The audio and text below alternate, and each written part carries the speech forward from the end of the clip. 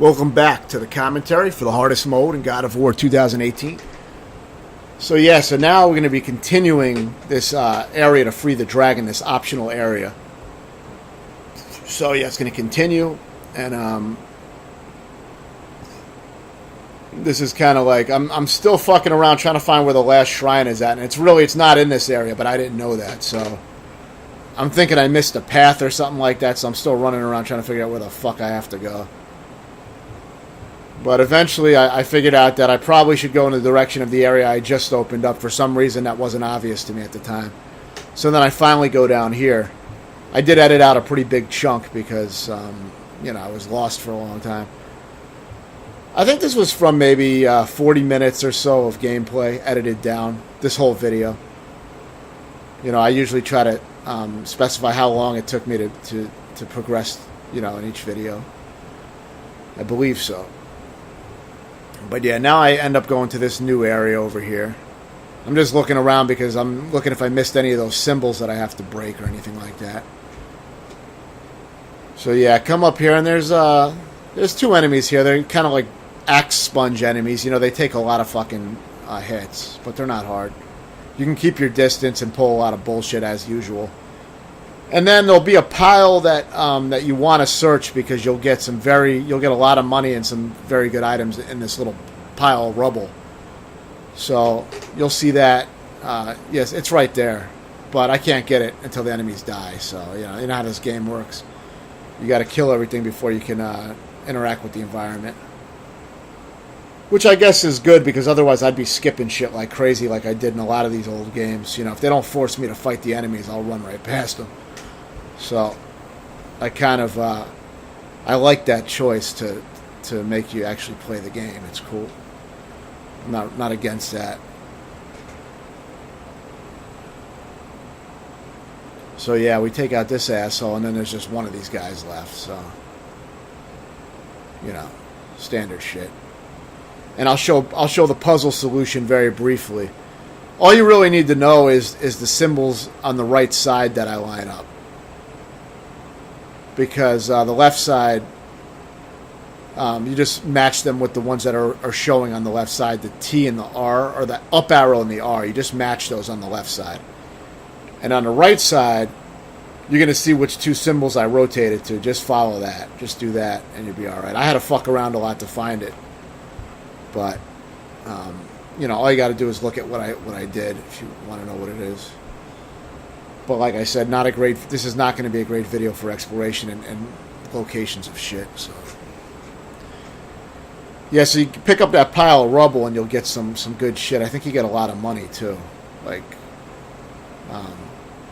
get this alloy. Yeah, you can use that to upgrade certain things. So,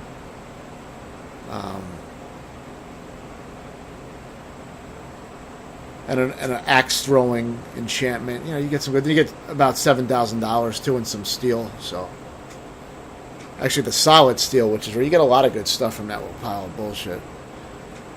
Yeah. So see, that's the shrine we got to take out through that gate. But in order to get through that gate, you have to go through this. You have to open up this area. So, So now you'll see what lies ahead in this area. You won't see the giant that I skipped. There's a huge troll in this area. But I was like I said, I was like, fuck it, because this game recycles the trolls so fucking much. And I fought enough of them. I know what I have to do. I run around for 10 minutes and throw the axe, I know the procedure by now, but it's like, I didn't really want to deal with that. So, I just skipped it. I'm not sure if I missed any good items, but I didn't really care. I didn't really want to deal with it. I was having fun with, the regular combat, but I wasn't really thrilled with this area because of all the electricity and enemies everywhere, not knowing where the fuck I had to go. I was annoyed with this area, so I wasn't in the mood to fight a giant for 10 fucking minutes. I did play about 4 hours or so today on this mode, so I pumped in some time today, for sure. So, I wasn't burnt out playing the mode today at all. It's just that I didn't want to play the fucking giant. It's so fucking lame. It's a boring fight, and it takes really long. It can take 10 minutes or longer, so I just didn't really want to do that.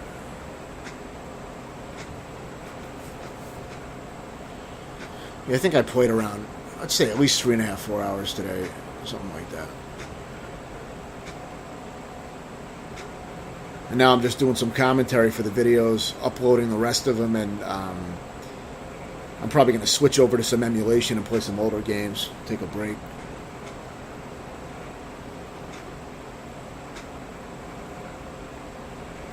And of course, I edited this into where the combat is mostly, but you know, because I really just wanted to show the combat for the most part. I even show small combat encounters just to try to show all the combat, but you know, occasionally some things will not be shown. Like in one video, I think I fought about 4 floating nightmares, you know, so I'm not going to make a 30-second video of me killing 4 nightmares. You know, that would be a complete waste of time. I mean, there's no point of that. It would probably be about 30 seconds long. I didn't have anything else significant happen in that recording period, and I don't know how to combine videos yet, so, you know, it would have been like a 30-second video of me killing 4 nightmares, which is really lame. So, you know, I do use my judgment. I don't post, you know, any bullshit. Yeah, I'm just trying to hit that little explosive thing in the back there, you know. Not like you need it for that guy, but, you know, why not? I'm definitely getting a lot more comfortable with the combat, and it's starting to feel a lot more natural now, you know. It's flowing a lot more smooth with me now. So I've been doing a lot more up-close combat because the game's been forcing me to do it, so now I'm getting better at it. I didn't really start getting better at it until the game was forcing me to do it, you know, and I really had to adjust to it more. Because if I can throw the axe, that's what I'm going to do, you know. As shown here. You know, if I can throw the fucking axe, I'm probably just going to throw the axe. This is kind of a bullshit area anyway. I think there's like lightning bolts and shit going on the floor and all that bullshit, so, you know. I'd rather just do it the easy way. Yeah, but I love the combat in this game is extremely good. It's I would say it's probably at least up there with like Ninja Gaiden Black or something like that, and that's my favorite hack and slash game. And I would say that this is actually smoother than that in some ways, and less exploitable than that game, because in Ninja Gaiden Black you can wall jump. You can just use wall jump attacks, and you can defeat a lot of the bosses that way, and you can defeat a lot of enemy encounters that way if you just spam the shit out of them. Because there's invincibility frames, and they're very strong attacks. So this game does not feel as exploitable. I mean, there is parts where you can just throw the axe throw a lot and exploit the fuck out of that, but the game does force you to do other shit. And, you know, even Ninja Gaiden Black didn't always force you to do that. So in some ways this game is better designed, you know, combat-wise, I think. You know, of course I don't like it better than Ninja Gaiden Black overall as a game, but the combat is fucking awesome. They finally got the shit together with the combat, you know.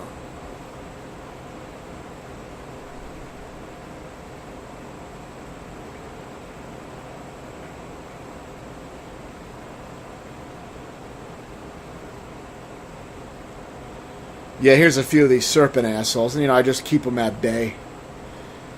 Some electric arrows and axe throwing, just some cheap bullshit.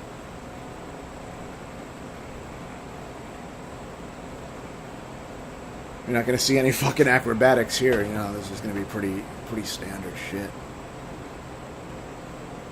I didn't even show the troll because the troll comes up shortly and I just skipped that area. You know, I just didn't want to deal with that shit, so. Aside from that, I think I did pretty much everything in this area, but I don't know where that path with the troll leads because I don't want to fight it. But I've still been getting a lot of, you know, little upgrades and shit like that. I've been getting stronger, so it should pay off for the main storyline whenever I get back to the main story.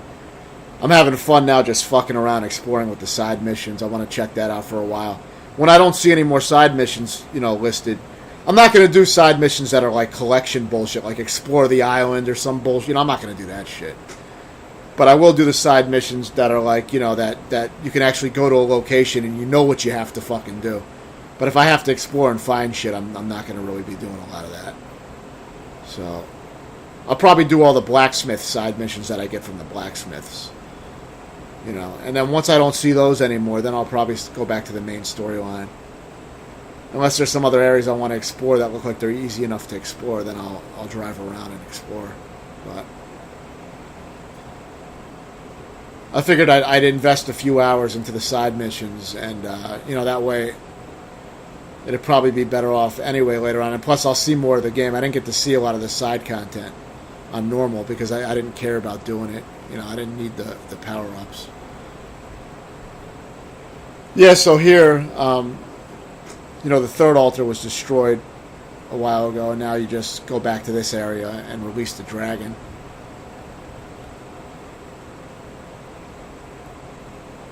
I don't think you... Actually, you get a pretty decent item. It seems kind of good. I think it's if you sprint, you get some kind of invulnerability to having your attacks interrupted while you're sprinting. It seems like that may be useful. I don't know how useful it really is. I didn't notice it helping me out that much, but maybe it's probably a use for it. If you sprint for 3 seconds, you get an unstoppable aura. I guess it prevents interruption by enemy attacks. I don't know if it makes you invincible briefly, but it sounded interesting. I tried it out for a while. I don't know if I'll keep it equipped, but it's interesting to fuck around with different... I've been having luck by trying different things. It's been interesting. Like, for example, I had an axe handle that gave me small boost to health, and it seemed like that was pretty good. Like, if I killed somebody with the axe, it would give me a small boost to health sometimes, I think. I don't know if it did. I don't think it did it for every enemy I killed, but maybe it gives you a small amount for every enemy you kill. I never really noticed it, so I was like, fuck it. I tried another, I think, I forgot what it's fucking called. It's an axe handle or something. I tried another axe handle that gives you electric. It gives you an electric explosion every once in a while you're attacking. And I actually ended up, I like that because it's caused some fucking problems before when I was fighting groups of enemies. I've seen them get electrocuted pretty good. So it seems pretty cool. So I'm fucking around with that now. But I like experimenting with some of the different things. Sometimes it's surprising how much of a difference tweaking it can make, for your play style. You can find things that really complement your play style. There's a lot of great options. So I really enjoy that. I like the experimentation and the RPG elements they added to the series. I think it's fucking awesome. Definitely appreciate that. Yeah, and you're not going to be seeing anything too special in this area. This is just kind of finishing off what was in this area. There's like some kind of dust or something you can grab. I thought there was going to be an enemy, like a trial or something here, because usually when you reach in these portholes, usually hard enemies come out, but you just get the dust. You don't have to fight anything. You can just grab the shit.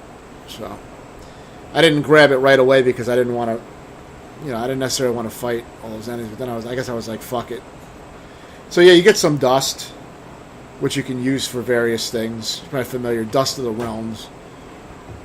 So you get some of that shit. And then I think there's one enemy down here. It's very, not a very exciting area.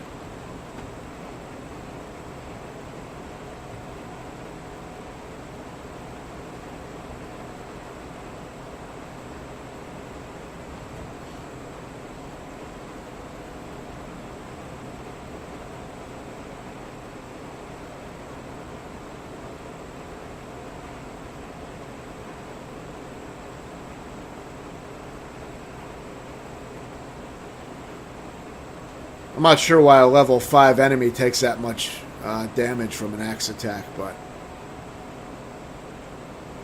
he died. Yeah, so I don't think there's much left in this area. I think this is the end of this area. Okay, yeah, now there's the rest of the video shows this little brief area on the shore. Which I know is going to be pretty useless for anyone who's trying to find where these areas are, because I don't really show it. But, it is more combat that I did in this mode. So.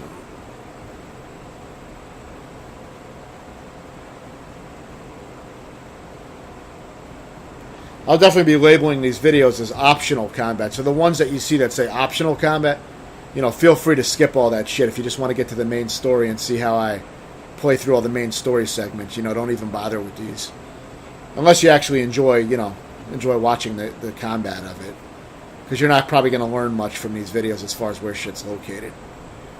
But if you enjoy the commentary, that's great. Then I appreciate you watching the video. So check it out if you want to see that.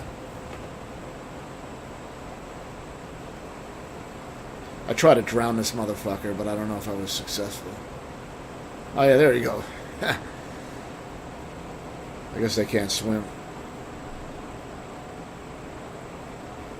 I think I mentioned in the previous video, but the boulder throwing upgrade is amazing for Rage mode. It costs 10,000 XP, but I highly suggest getting it as soon as you can. You'll see me use it later on some hard encounters, and I mean it makes a huge difference, especially when you have the Rage Talisman equipped as well, so you can get your rage up faster. And it does massive damage to hard enemies, and it'll like one-hit kill a lot of regular enemies. Sometimes multiple enemies at a time will get killed by one boulder.